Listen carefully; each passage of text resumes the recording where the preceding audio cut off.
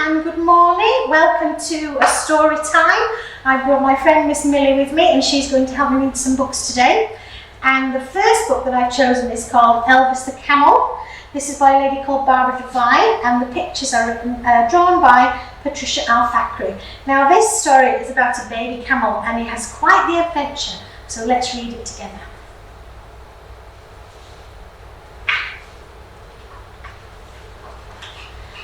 Camels once roamed freely over the sand, but change has come.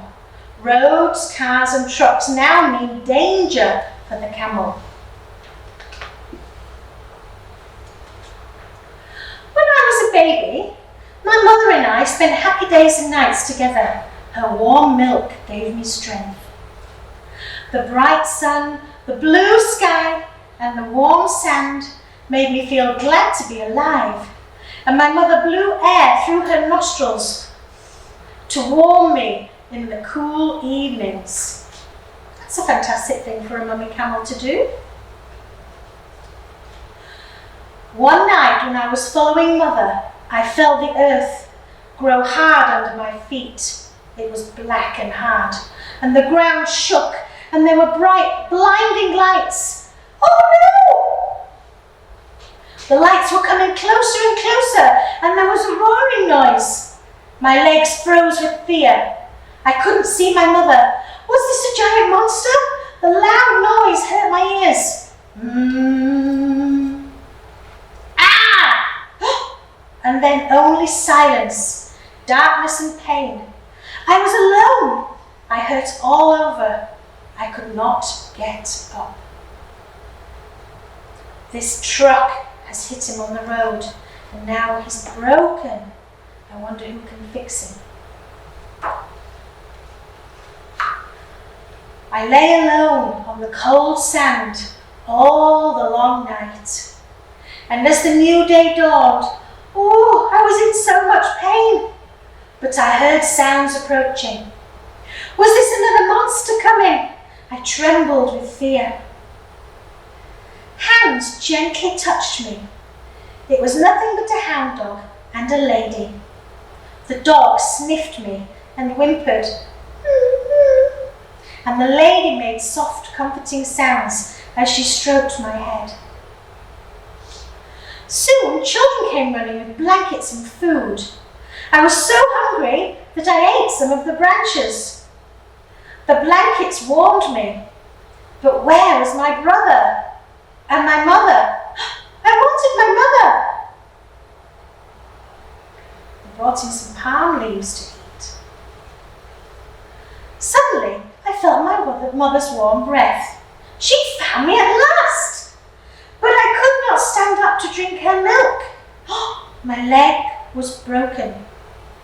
So the lady brought me a bottle of milk which she put in my mouth. Most of it spilled, but soon I could have a drink and it soothed my parched throat and it eased my thirst. Again I tried to stand, but I could not. The lady needed to find a wise man, an expert with camels. But where could she look? Where could she find this camel expert? She went to the camel racetrack, a place filled with camels and the people who tend to them. And that was where they found the wonderful doctor. He was called Yusuf. His hands were gentle, and he showed the lady how to feed and how to burp me so that my wing came up like a baby. He taught the children which shrubs were my favourite so that they could pick them and give them to me to eat. The camel doctor Yusuf and the others pulled up my back legs with a pole, but the pain was so terrible. I cried out. My mother came charging down from the sand dune where she had been keeping watch over me. She made a terrible noise and there was sand everywhere. Yusuf slowly raised his hand to stop my mother in her tracks. With a soft whisper, he calmed her down. She seemed to understand that he wanted to help. After examining my injuries, Yusuf said that my hip was broken. Your hip is what joins your legs onto your body. He taught the family how to massage my hip and legs with a special ointment that was in a clay pot. The daily routines began, lifting with the pole, massaging, cleaning and feeding. Yusuf visited from time to time, giving helpful advice, and day by day I grew stronger and stronger. Yet I still could not walk. So one day, when a sandstorm suddenly swept the land, I was covered in sand. Oh, it was everywhere. And I wished I could be covered forever by the drifts. I was so painful and so tired. Luckily, my new friends never gave up. They thought of using a hoist.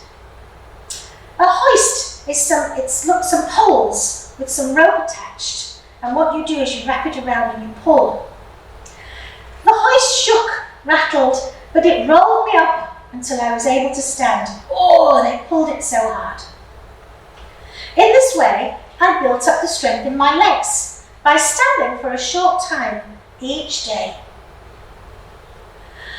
Time went on until one day, I could walk a short distance all on my own. Yusuf was there to encourage me. Now I could stand and walk. My mother went to find the rest of her camel train. Ooh. While Mother was gone, I stayed with my new family. The children named me Elvis the Pelvis because my hips had been broken. Their love helped me grow stronger and stronger. One day I saw a camel train in the distance. My mother had come back for me. She had not forgotten me, and we were together again.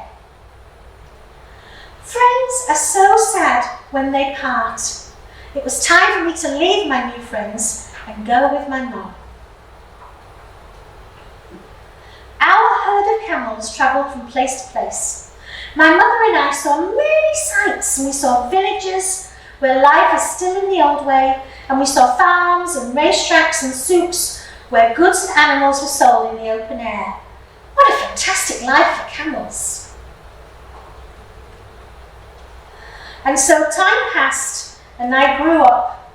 And one day, as we were roaming, a familiar sight came into view. Some smells I could remember. It was the home of my friends. I ran to find them. Marhaba, marhaba, my friends! I ran across, and they ran over to give me a giant hug. They patted my soft coat and whispered fantastic things to me. These days, the only reminder of my adventure is that my rock is a little rockier and my roll is a little rollier when I walk. But if you ever see a camel train, that's how you'll know it's me, Elvis the camel. Masalama, my friends. Masalama. And I'll finish just with the photograph. Here we go. There is Elvis, all grown up. What a wonderful story all about camels. I wonder if we can find another one. I do have one here. This one is called One Humpty Grumpy Camel, and it's written by Julia Johnson and illustrated by Emily Stiles. And I think this one is a counting book. Let's find out. It is dawn in the desert, seeing the sun rise. Everything is stirring, and the day has just begun. 1. One Humpty Grumpy Camel sets off across the land in search of all his friends. He follows footprints in the sand. 2. Two little fennec foxes raise their heads and look around. Can you see what they can see hopping on the ground?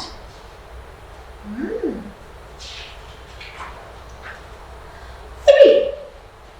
3 long-eared hares do not dare to stay. With strong back legs and clouds of sand, they quickly leap away. 4. 4 sharp-eyed falcons flying way up high. Have you seen the leaping hares and swoop down from the sky?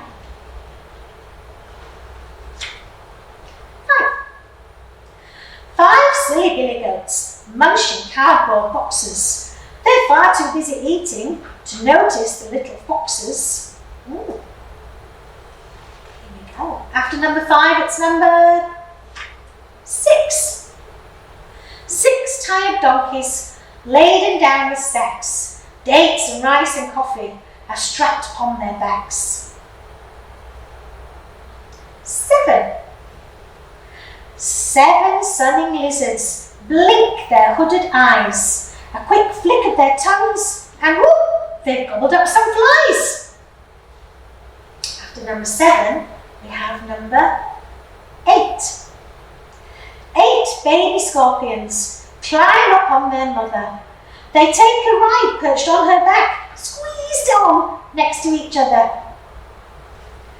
9 busy beetles rolling their balls of dung and pop them into little holes so they can feed their young. These are very interesting desert animals. Ooh, 10. 10 leafy palm trees. There must be water near. Come to the oasis. It's cool and shady here. Now after 10, we have 11. 11 crested hoopoes. Oh, they're my favourite bird. Do you hear what they say? It's a message for our camel to help him on his way. Boom. 12. 12 buzzing bees, busy making honey. We all like to eat it, sticky, sweet and runny. I hope you like honey, it's very good for you. After 12, we have 13. 13 wise old men telling stories in the shade, fingering their prayer beads as they watch the daylight fade. Oh, all kinds of things going on there. After 13, we have 14.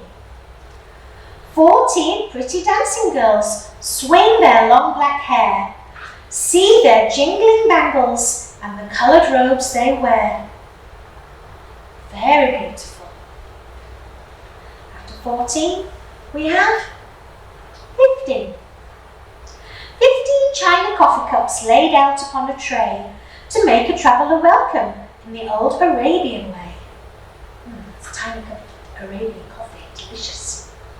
16 Bedouin ladies busy with their cooking, dipping in their fingers when no one else is looking.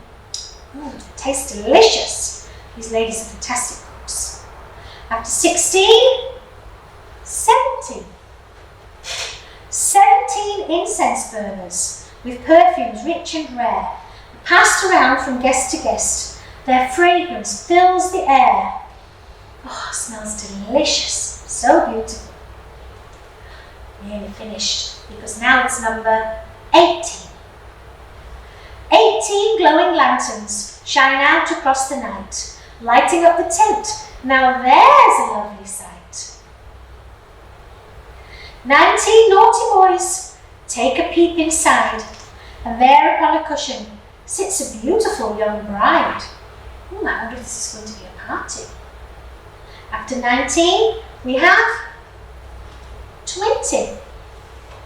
20 smiling camels look up to see their friend, and he's no longer grumpy, now his journey's at an end.